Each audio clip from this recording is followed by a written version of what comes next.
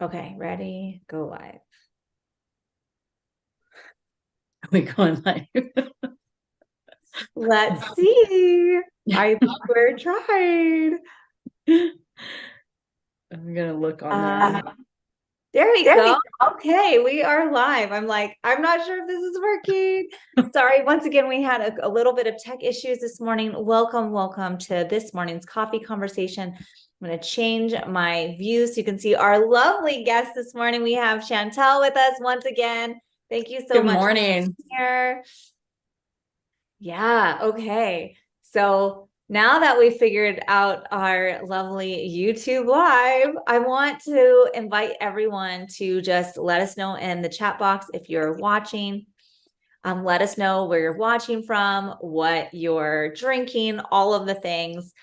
And we're going to dive into a really fun coffee conversation. Hey, Chantel, what are you drinking right now? I'm actually drinking coffee. I've been drinking mushroom coffee lately, but today I needed a little A caffeine. little. So it's just caffeine, or it's just coffee and some sugar-free coffee syrup. So it's good. What about you? I'm drinking, and it's interesting, ever since I moved here, like literally we were moving and then our espresso machine broke. And I was like, okay, I need to figure out something else. And I wasn't ready to splurge at $500 on like a good espresso machine. So I went to what I find really it can be a real good happy place is just French press. So I got a French press, but Yes. I like to add chai spices to it as well. So it's like you've got your black coffee, but there's a little something else. Yeah, So that actually sounds really good. yeah. I So like that. that's I what I've been love drinking. chai tea. Mm-hmm. Yeah, Very good. totally. Okay, cool. Well, it looks like everything is working the way it's supposed to. And we've got a few people watching on Facebook. Jeannie's over there. She's drinking some tea. I love it. We've got a Canadian in the house. Fantastic. Um, I am in Montana. Chantel's over in California. And today's coffee conversation is going to be an interesting one. And I'm looking forward to it. So we are starting to have conversations in solar plexus arena. We Mm-hmm. are in a 7-week series to talk about everything chakras. And we're going to be talking today on solar plexus and identities and our higher self, our lower self. Chantel, fill us in on what we're talking about today. So the conversation today is about our lower self versus our higher self. And I actually really enjoy this conversation because I think that it is misunderstood. I think there's such a negative connotation when you talk about doing shadow work, working with our lower self, our unhealed version of who we are. And really, I see it as an opportunity to continue our own personal healing. Mm. So I don't recognize it as, oh my gosh, I'm going through the dark night of the soul, or I'm having, of course, I've experienced those things, but when you're in actively healing yourself and looking at it and bringing awareness to why you're feeling the way you're feeling, what your emotions are, and your past traumas, and all these things, it really brings a good light to your life and a great balance. And so for me, this is what it represents. And I thought, you know what? Let's bring this to the table. We're doing solar plexus, and this is about our confidence and our self identity and all these things. And I just Yeah. wanted to dive into this one. I love it. I'm so glad that you're going to spearhead the conversation. So, for those of you, I feel like I'm just a little frazzled this morning. And I feel like I woke up and I'm like, why am I so tired? You just have those days. Like, I got plenty of sleep. I've been having very vivid dreams lately. So, that might be why I'm a little at like, I'm Yeah. I'm really playing in my dream time. But solar plexus really is about identity and how we identify with ourselves and who we are. And so this is a great way to have the conversation because I really feel sacral and solar plexus is like they're like golden nuggets when it comes to our self-healing. It's the golden nuggets of our shadow work because when we can understand and start to heal and shift these areas, then we can dissolve those limiting beliefs, patterns, self-sabotaging behaviors. It all comes down to our identity level. And so I'm really excited about this conversation. I feel like this is going to be unique in the fact that it's going to allow us to see the solar plexus from a different lens and kind of get into the diversity of our perspectives. So yeah, absolutely. And I think that the duality of our personality and the importance of seeing on through the lens of our solar plexus, but why we have the shadow versus the light, right? It brings in that balance of ourself. And so, like I said, a lot of times this is something that can spark new ideas and perspective in people, and other times it can spark triggers. So with saying that, just want to know if you are feeling any triggers in this conversation, take it as an opportunity to sit with it and look within yourself and journal why you might be feeling some of the emotions that you're feeling. And that way you can process through them versus leaving this conversation feeling any heaviness or anything, because that's not what this conversation is about. It's really about bringing a level of awareness that I think is really important for each of us. And so one of the things that I have seen is that this is our doing shadow work or the lower self or any of that. It is the suppression or the feelings and emotions that are in our subconscious mind. And as we do Reiki and we work on ourselves, the things that are ready to be released, to be healed, they come to the surface. And so if we continue to suppress that, that's when we get illness, we get disease, we have anxiety, all these things start to manifest versus actually looking at it for what it is and allowing Reiki to come in and help us to release it, journaling, doing all these activating actions that help us to process through what we're feeling. And this morning, this idea, I woke up with it like at 4:30 this morning and had all these downloads. And one of the questions that came through was emotions versus feelings. And I wrote this down. I looked it up. So I did 3 pages this morning of just writing and what this idea, this concept is. And so I thought this was really interesting. I'm sure some of you have heard emotions are fluid. So becoming the observer of our emotions, not having attachments to them, not having cords attached to them, but energy is in motion. So it's very fluid. And when we stop it and we block it, that's when we start getting blocks. But the definition of emotions versus feelings that I thought was really interesting is emotions create a chemical reaction in the body, whereas feelings create a mood or a behavioral response based off of the unhealed triggers stored in our cells and our chakra energy. And so recognizing that the difference between the two of what emotions are and what our feelings are. So when we're having a trigger response, that is our feelings that we have held onto versus the emotion that is here for us to feel, see, observe, and release. And I thought that was very interesting. And then fight or flight, that's where it puts us. So yeah. So are you saying like, okay, so if an emotion is coming up because it's being triggered, that's a feeling, like where it's a fleeting thing. Whereas energy and motion, like that is that's more in the present, it feels like. Yeah. Yeah. Yeah. So if you're having a situation, an argument, something right now that's happening, that's the emotion. That is energy in motion happening right now. But when we hold on to that and that memory, that feeling, whatever it is, that's when it becomes a trigger. That's when it becomes a mood, an emotion later. It's a reaction that we'll have. So then the argument is no longer about the topic at hand. It becomes everything. Those arguments where suddenly you throw in everything. Like, oh, you did this to me 10 years ago, that 5 years ago. Yeah, that's what it is. And that's when we're working with our lower self, the lower vibrations of emotions, of fear and anger, anxiety and stress, and all these things that tend to create so much more conflict in our lives, versus taking the opportunity to look at it and say, this is why I'm feeling this. Give me a moment. Let me come back to you after I think, feel, and process my feelings.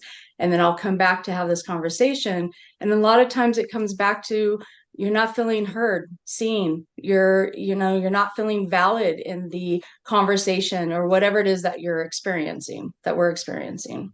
Yeah. I think that's something that's so hard for people to do, is just say, time out, give me a moment. I'm feeling all of these things showing up right now, and making that conscious effort choice not to just dive in and like throw everything in it and just have this, well, really a trigger trauma response, because you're pulling out all of this baggage. And when we can actually step back and take a moment and breathe and recognize what's coming up and where is it coming from? Like, it's coming from the time I was 10 when my parents told me this, versus this has nothing to do with the person in front of me right now. Like, just having that energetic awareness of going, it's okay and it's valid to just take time. And the hardest part is when you have two people who are both being triggered, both having trauma responses, and both ready to go at it, versus let's take a moment, let's go separate, let's let our hormones and adrenal glands settle down and go both journal, go do something to help process that energy that's coming through, those feelings that are coming through, so then you can come back together and have an actual conversation, and just recognizing where those trigger points are. Because it's so, I mean, one of the things about solar plexus is it is got that fiery heat energy to it. Mm-hmm. And and so that anger shows up. And when you're like, I'm so angry, that's a valid emotion. Like, your emotions are valid. Thank you, solar plexus and sacral chakra, right? And to go, pause, time out. I'm feeling angry because this reminds me of the time when I wasn't being heard. I wasn't being seen. I wasn't showing up valid. Like, I wasn't being appreciated, or whatever it might have been. And so there's a point where you can go, I'm feeling this way because of my past. And I'm now going to go, this is what I need in this moment. This is what I'm requesting. And so it's balancing out. And when you can say, I feel blank because of this scenario, and I'm requesting that you hold space for me. I'm requesting that you give me a minute. Like, whatever it is, you're clearly communicating. Then when you say, I feel blank, it automatically helps the other person initiate empathy for how you're in that moment. So when we want to just go at it and you actually say, I'm feeling frustrated, I'm feeling angry, I'm feeling sad, I'm feeling whatever it is, I'm feeling disappointed, then they're starting to understand you on a human level once again. Mm-hmm. And that's a great point too. And holding space for each other. Recently I had a conversation with my husband, and I realized, in life, what we do as people, we go to work or whatever our job is, and we show up typically as our higher self, right? We show up in our good mood. We show up with our best self. We put out our best task, our best effort. We laugh, we smile, we do all these things. And then we leave work and we come home and we dive down into our lower version of ourself. And then it's like, I'm going to walk in the door and unload all my day on you. And then I'm going to have all my triggers, all my feelings from what I've been storing for the day. And now I'm going to give it to my family. I'm going to give it to my home. I'm going to give it to the energy around me. And so I thought, you know what? No, what we need to shift, not just here, but in people, is to continue to stay in the highest version of yourself when you go home. And if that means that you drive around the block an extra time, or you sit in your car listening to music, or just breathing for a few minutes to decompress from your day and then get out and shake it off. And when you literally walk through the door, you know, okay, I'm leaving my work day at work and I'm coming home kind of revitalized and ready to greet your family or your roommates or whoever you live with. So that way, when you come home, you're also showing up in your best version. Well, and I think that the key to that is that we're processing those emotions as they're coming up. Yes. It's that way. It's not this hierarchy. I'm in my best self version, and now I'm in my lower version. And so when I come home, I can demask and just be bleh, right. Like we do this, like, all right. Yeah. Well, and you see this all the time with kids who mask their emotions. They spend all day masking and pretending, and they get home and then shit hits the fan because they had to spend all day trying to stay in their higher self. And now they're exhausted from trying to keep that all up, that they need a safe place to release. And the key there is they need a safe place. We need a safe place to feel our emotions and process our emotions, whether we're at work, whether we're at home, whether we're out having conference meetings or whatever it is. Like if we can recognize what's coming up, when it's coming up, give it voice to that, then you're more likely to have these little blips of like, I recognize my lower self is wanting to come out right now. And I'm going to process that emotion. I'm going to recognize where it's coming from, and then I can easily come back up. But when we just stuff those emotions, then that's when we want to come home and just blow up. Yeah. Yeah. And that's true, because it's like a kettle, you know, you can only keep the pressure on for so long, and then you're just like, pff. And so having the awareness, like you're saying, going through your day, recognizing it in the moment for what it is. And that is where I think, because for myself, in my younger years, I didn't have that self-awareness like I do now. Now I do have the awareness to stop myself and say, I need to feel what I'm feeling, think about what I'm, saying, feeling, whatever. Back then, no, I didn't. I was blow up all the like, what? And so now, I can look back on myself and recognize where I was operating from, and what I was processing or not processing, and now to where I am in the conversations I can hold. And so it is a lot different, but bringing the self-awareness in, I think, is so important. And I know a lot of people, when I have this conversation with them, and they're just like, how do you do that? Or how, if I have this person in my face all the time, well, we also have to recognize our boundaries. And we have to recognize that our people will only respect us as strong as we hold our own boundaries. So if we're really flexible with our boundaries, like, you know what, I'm not going to have this conversation with you, if you act a certain way, whatever the boundary is, but then you go ahead and you push your own limit, like you let them push it for you. Yes. Then it's like, nobody's going to respect that. So you end up in the same scenario, same situation you've always been in. So it is really important for us to have strong boundaries for ourselves. And to honor them, right? And hold space for ourselves. And so that in itself is a big thing too, is knowing how to hold that. Because I think when we have boundary setting, you're reflecting your self-worth, you're reflecting your self-respect. And so when we create that boundary, what happens is that everyone around you is going to push that boundary to see if you're actually going to hold it. Mm-hmm. Right. So they're going to push in to see if you're going to actually continue holding space for the boundary that you set. And so when you fold, they're going to walk all over you like, well, see, they don't actually respect themselves, and I can walk all over them. Like they don't maybe consciously think that, but that's what's going on, versus, no, I need notice. If you want me to be available for you, you need to give me more notice than that. That's my boundary. I'm not available right now. I can't take a session with, only an hour's notice, whatever it might be for you, and notice that it'll make them mad. Yeah, right? Can. Oftentimes our boundaries will make other people's upset because they're not used to you having strong boundaries, strong self-respect, and they want to just push you around. And that's key right there too, is that they aren't used to us having those boundaries, because people always remember who you've always been.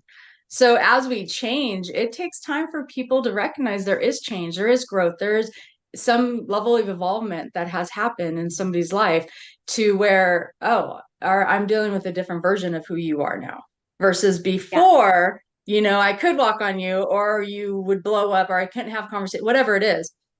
And so we have to also recognize, as we're changing and growing, that we have to give space for those people too in our life to recognize it and be patient for their growth to happen with us.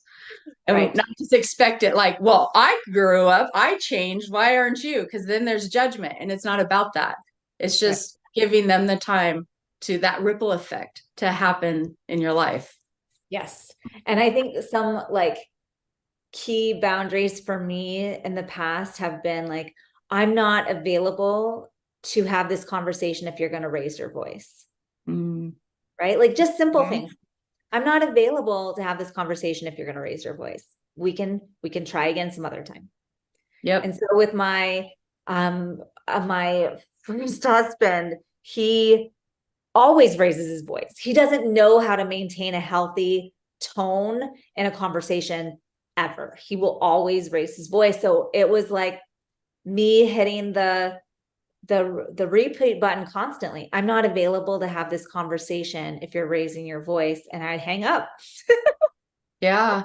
Right? Over and over and over again. Like I'm training him. Like I'm not available to have this conversation. Or I remember there was this a political debate, I think at the last election. And there was, I'm speaking as a full sentence. I'm speaking. I'm speaking. And I'm like, I love that way to like communicate your worth, your self-respect, your boundaries of like, I'm not playing this game. I'm not playing this game of having people talk over me, and my voice is valid. And I'm going to just repeat this until you let me talk. Yeah. Little key things of going, what is it that used to trigger you, and recognizing like when we're in the healing process. Okay. And this is big, right? When we're in the healing process, the first step of healing is awareness. We have to have the awareness. And so I often have students in our shamanic Reiki practitioner training who, they get to sacral chakra, they get to solar plexus, and then they're starting to become aware of their emotions, their triggers, their responses. And I'm like, carry a journal around with you. Every time something comes up that triggers you, I want you to write it down. And why did it trigger you? And where did that come from? And which parent demonstrated this when you were a kid, or whoever it was? Like when we can have that first step of awareness, then it comes from our subconscious autoplay to in our conscious awareness, in our conscious field. And that is where this higher self can reside. Yes. So lovely is when we have the consciousness of going, I'm triggered right now. I need to take 10 minutes to calm down before I continue this conversation, or whatever it is. I need to take 3 breaths. It doesn't matter what your go-to is to recognize I'm triggered. This has nothing to do with the other person and what they're saying. This is my responsibility to take care of my behavior, emotions, responses. That's what I can control, and work on that. It's not about fixing the other person. It's not blaming. And that's where this big shift between I'm a victim and I'm going to have a victimhood mentality, and switching into empowered. I am responsible for my thoughts, feelings, and emotions, and how I project myself. And yes. there's the switch. That's a total switch right there. And being, because that's a big one. A lot of people, when it's the mirror image, right? And so people always, we feel like, no, it's your fault, their fault, they're doing this to me. But when you have that shift, that awareness of I'm responsible for my own emotions and feelings and reaction, and like you said, the empowerment comes in, because then it's no longer about anybody else. A lot of times the thing is that we are also dealing with the unhealed version of the other person. So their response to us is coming from that same level, layer, that level. And so when we can look and recognize within ourselves what needs to be healed, then we're going to attract, frequency matches frequency, right? We're going to start attracting the higher level of communication in that person, because they're going to have to match up or the conversation can't happen. It's like, no, I'm not going to have this conversation with you because I don't want to be yelled at. I don't want to be raising my voice. I don't want to be slamming doors. I don't want to be, avoiding and running and feeling like I'm in this fight or flight, or avoidance energy. And so when we raise ours or have that frequency level, it creates that space for others to show up at that same level with us, and vice versa. Because we also have to look at, if we are the one who's triggering others right now, that if they're saying to us, I don't want to be yelled at, they're setting their boundaries, then that's up to us then to also have that same respect and recognize it in ourselves that, okay, I'm pushing boundaries right now. I'm being the trigger. And then, raising ourselves up to that, like you're saying, where our higher self can then reside. It can present itself in those situations. And that's where we get into like contraction and versus expansion. When we feel we're in this contraction mode of this energy where we're pulling in, and then that's the blowout, versus being in that expansion mode of where we want to come from a more healed version of ourselves and speaking in a tone that is lovely. It is beautiful. It is, flowing versus, having that high pitched voice or the deep, masculine, authoritative voice. We can have that tone that allows conversation to happen in all modes in our life. Our children, our husbands, our wives, our parents, our siblings, because those are our most triggering relationships most of the time, is our closest relationships, because we feel the safest with them. So it's like you get the good and the bad, you get the beautiful and the ugly. And sometimes, relationships can't always survive the ugly if that's all we're giving or receiving. So, right? Yeah, yeah. absolutely. And then once again, it goes back to boundaries. And eventually, and I think here's the thing, like when we start doing this personal self-healing work, when we start becoming aware of our energy and what we're putting out into the world, then, and we're starting to have conscious choice, we're starting to move out of victimhood mode and into empowerment, then we're giving permission for our higher self to show up more often. We're giving permission to have a higher vibration. And when we are vibing higher, we will find ourselves in a frequency set that doesn't match anyone, that doesn't match the typical people that you're around, right? And so it's like, if your radio station is on this station and everyone around you is playing something else, then you're going to find yourself either alone or finding other people who are vibing at the same frequency, right? So you will start shifting up and out of your old communities, your old relationships, because you're not on the same wavelength. Like quite literally, the vibration doesn't match any longer. And you will start finding the people who are matching your new energy. And when we do this, then it's very interesting because, for example, let's say that we've been in victimhood for a long time. We've had a scarcity mindset.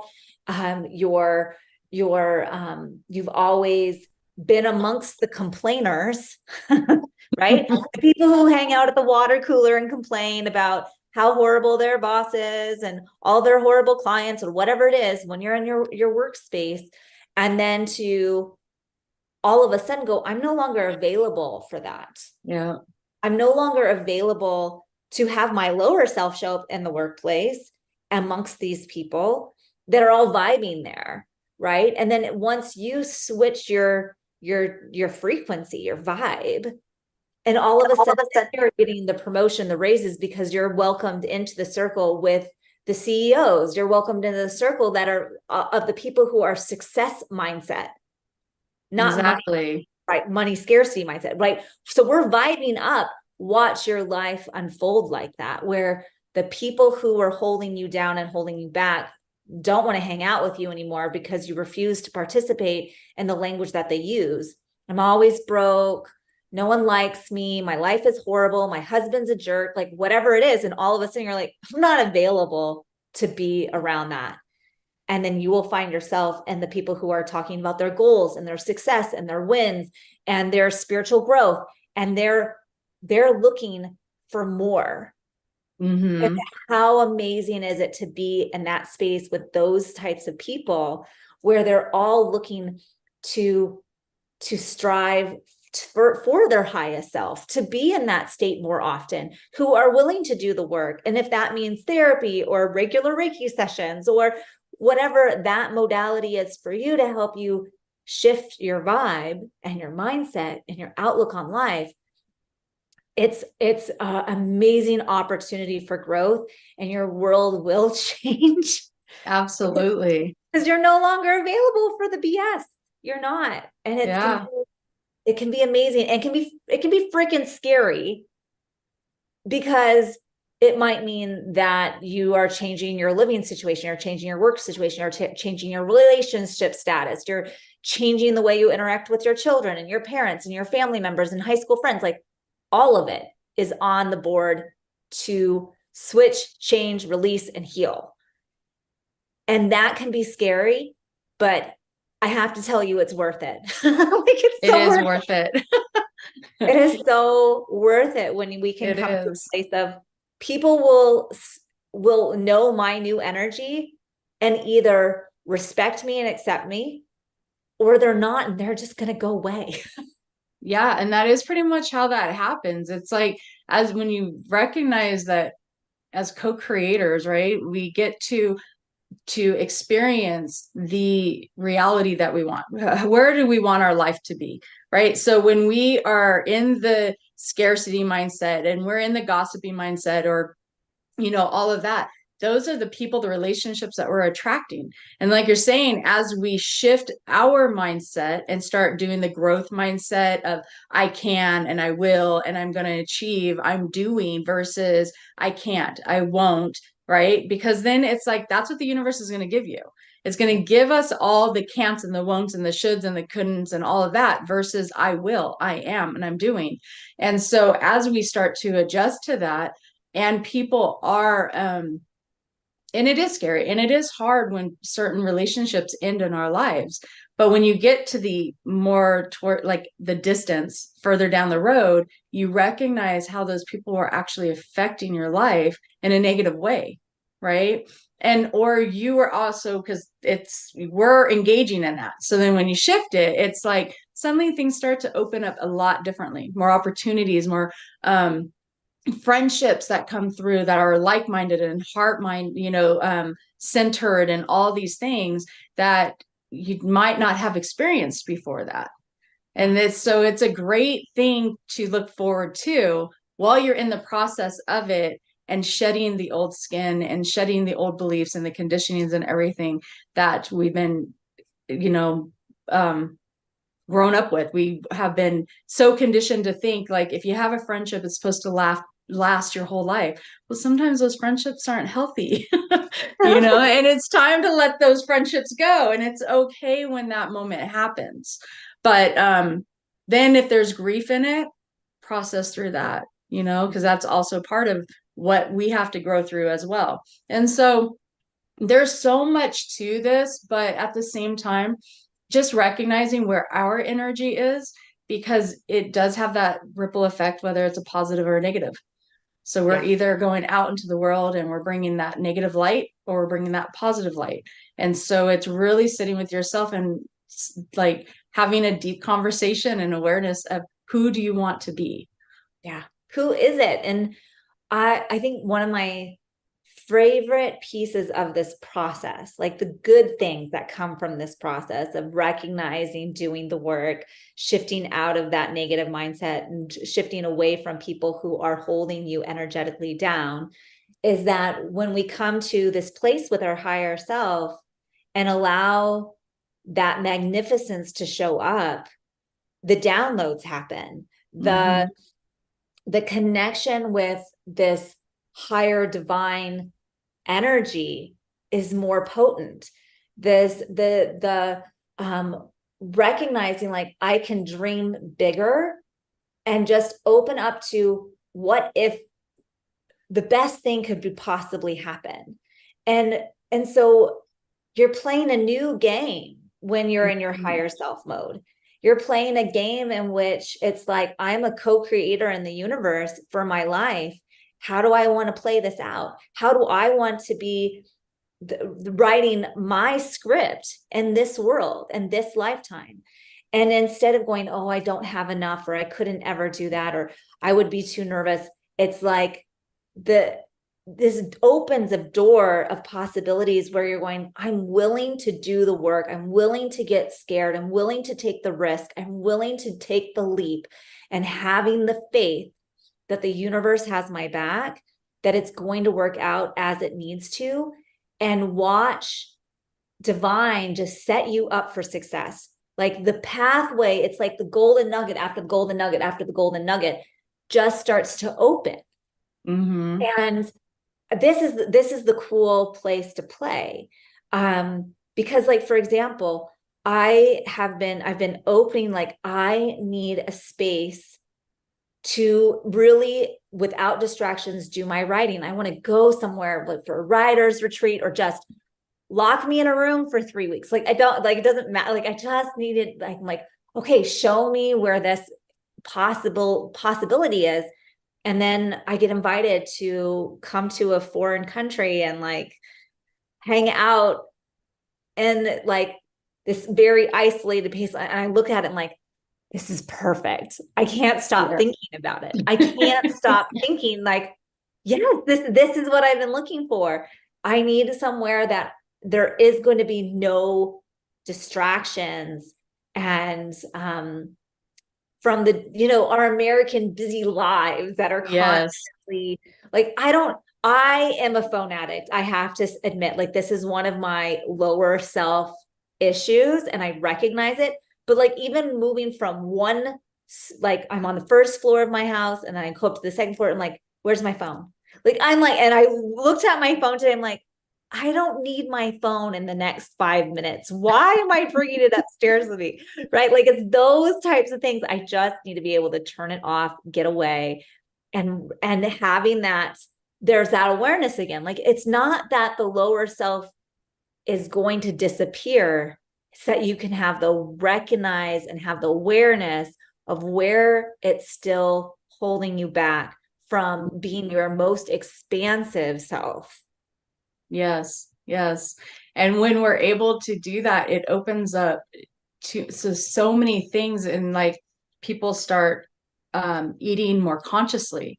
They start taking care of their bodies more consciously, right? We start doing things that are in favor of ourself, where we probably like put ourselves on the back burner for a lot of years, for a lot of people. But then you start putting yourself forward, recognizing we have to like fill our own cup, have our own energy being refilled, replenished every day, so we can show up for those that we're working with, our clients, our families, everything. And so, and recognizing those things, like you're saying, like, do I need my phone right now? No. Does it need to be in my back pocket giving me like radiation or whatever phones do, No, it doesn't. Like, it's okay to set it aside, but we get so like latched onto it. And so being able to have it downstairs for a few is okay. And so having that awareness in ourself is really good. And seeing, like what you're saying, is when you are putting out what you want into the universe, it does come, like going to a foreign country, be going, saying, I want to go travel abroad. And then suddenly that opportunity shows up, or I want to have a different opportunity at work, and that shows up, or whatever it is. And it can happen so quickly. It can be like a light switch. Like, I changed my mindset, my frequency raised, and then it shows up so quickly, and it's amazing. And then that just empowers you to keep doing it. It like feeds it, right? Versus the other, because it can happen just as quick as the other.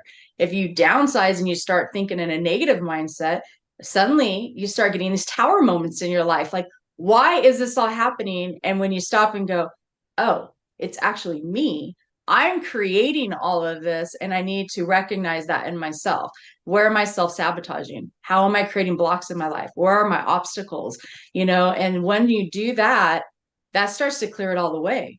Yeah. But it's still the awareness of coming back to self and being accountable and all those things. So one of my favorite activating actions in all of this, because your life, it's not ever, if there's no perfect. Okay. We live on the human plane for all of the challenges and learning opportunities available to us. So when something happens and your old lower self vibe is saying, this is crap. This is horrible. Whatever it is, like whatever that thing is, whether it's a car accident, whether it's your health takes a turn for the worse, whatever is going on that you are just like, no. In that moment, the way to vibe up and out of it and to not become the victim of the circumstance is find the moment of gratitude in it. Yes. You never know what is going to be possible of why the universe brought this opportunity forward unless we can start looking for the golden nuggets of gratitude that we can have for whatever that opportunity was. So if you got in a car accident, who are you meeting along the way? Maybe there was if we can go into every opportunity and situation, go, I'm here to meet someone, experience something, learn something, and I can be grateful for that, then all of a sudden those experiences don't feel so heavy and dark, right? Mm-hmm. So if someone in your family is sick, what is this opportunity for? Is it an opportunity to share how much that you love them and appreciate them, or work through any of those heavy emotions while they're vulnerable, while they're open to have the conversations? So like, I really feel like gratitude is one of the main drivers to be fully embodied in your higher self and to commune with a greater power, a higher source. And I think that's one of the reasons why I love the Reiki precepts. Like I've got my just for today Reiki cup, and I'm like, absolutely. If we can be in a state of just for today, I'll be grateful. It doesn't matter what happens. If you can find that sliver of gratitude within it, you're going to stay in your empowered mode and not in your victimhood mode. I also think that, and I love that, being in gratitude always and finding that. And sometimes that's a hard one to navigate through when you're in a more negative mindset. But when you can find that, like you said, that one nugget that will grow and expand and start to shift the mindset. Also is allowing your inner child to come out and play. Be playful. Inner child work doesn't always have to be, I'm going into my childhood to fix my traumas. It's to also reconnect to the fun, playful part of who you are, and going out and being happy and joyful and laugh and do the things that as adults in serious life, when that we can't always be, but finding the time to also be playful, whether it's playing with your kids, your grandkids, whatever, or just yourself, that you're able to do that. And that shifts everything too, because suddenly you're not in this strict mode of thought. You can be playful and fun and work with colors and have the spectrum of that and emotions and feelings and all these things. I also have like using your imagination, right? A lot of people, they're like, well, what if I'm having these downloads or I'm having this, and they think it's just my imagination. Well, what if it is? Allow that to come through, play with it, and see what is the message that you were meant to receive. And there's so much wisdom in that when you can just sit and receive. One of my shamanic mentors always says that your imagination is really where source can communicate with you the easiest, right? So we can get into that space. Yeah. So we imagined a purple elephant or whatever it may be. Why was it a purple elephant, not a purple dolphin or a purple octopus? Like there's a reason why whatever comes through is coming through for us. And when we can just allow it and be present with it, it can be a lot of fun. Yeah, I can. And then it's just recognizing the symbolic symbolism. Yeah, there you go. Of what that is too. What does it represent to you? What is a big elephant and all that? So when you start to break it down and have fun with that, you start to learn more about who you are. And that's really what this discovery, this whole thing of life is too, is learning who we are, what we're here to do, connecting with our senses, connecting with our emotions, you know. So these are all things that can really shift your life, our lives into a different way. And so, and I am not, I have had so much trauma in my life. So I very much know what it's like to take it and shift it and to be able to see it from a different perspective, a different lens, taking that crown chakra point of view and seeing it, you know, going back to this is a, like, this part of the game is funner than that part of the game. So how can I shift it and do that? Because Yeah. life's not always easy, but it can be a lot more fun when you're playful and fun and interactive and light, and you come from your heart, you know. Exactly. Well, and I want to also make the note, like, this process, for some, it can be, you know, within a few months. But for most, this is years of work to shift from victimhood, and we slip back in, just like we let our lower self drive the car every once in a while. We get into a funk, and it's finding those things that work for us to come back into alignment, come back over. Reiki sessions are fantastic for this. Like, sometimes we don't even realize how much we're wearing our lower selves, and that Reiki session is just like the on switch of like, oh yeah.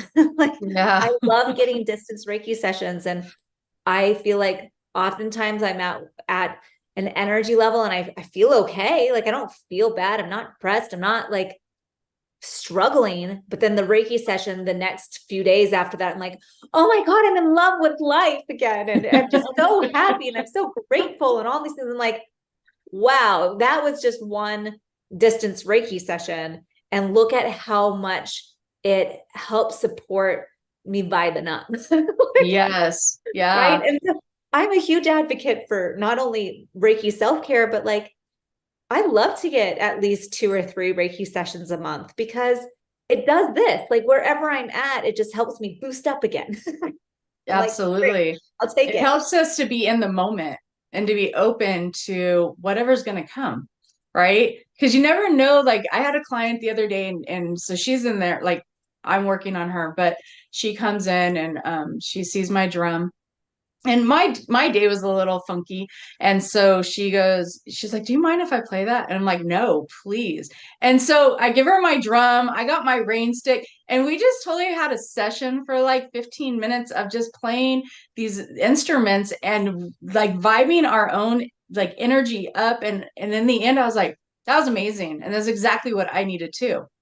But if I was more in this rigid mindset of come in, have a seat, get on the table, let's do, you know, or whatever, I wouldn't have had that experience. But it was so lifting for me. And I was like, I needed that just as much as you did. So just being open to knowing that there's magic in every moment if we are open to it and we keep our eyes open to it. Yes. Yes. And I feel like that is a really good place to kind of wrap up the conversation. Is there any Yeah. other golden nuggets, Chantel, that you wanted to share on our conversation Um, today? I do have that. I will share this on in the Reiki Cafe community, but really just I think we hit a lot of them. You know, being grateful, be kind to ourselves. You know, being open-minded and just giving ourselves grace, giving ourselves that space to grow and heal and be who we are, and to have bad days and then to shift it and have a good day. Just giving ourselves that space to do it and Yeah. honoring ourselves is all we can do. And just Yep. awareness of who we are. Yep. Absolutely. Well, thank you Yeah. so much for the conversation. This was fun. And looks like our listeners are enjoying it too. So Very thank good. you all so much for being here. And I hope you have a fantastic Thanksgiving week as we move into this, hopefully, this week of gratitude, this week of recognizing our communities and families who support one another, and and just find something to be grateful for. Even if you're having Thanksgiving alone, how can you be grateful for that opportunity? And maybe it's that you go volunteer at the local soup kitchen that's serving Thanksgiving. Like, figure out what you can do to really hone into your gratitude as we move into this week and not get too stressed out. Because I think that's so many of the holidays, it's so easy to get triggered, to have responses from our old lower self vibe, and stay in that gratitude. That's my hope for each and every one of our listeners here today. Yes, yes. Enjoy your week, enjoy your family, enjoy your time, and yeah. Beautiful. We will see you next Yes. week for another coffee conversation. So tune in and we'll see you then.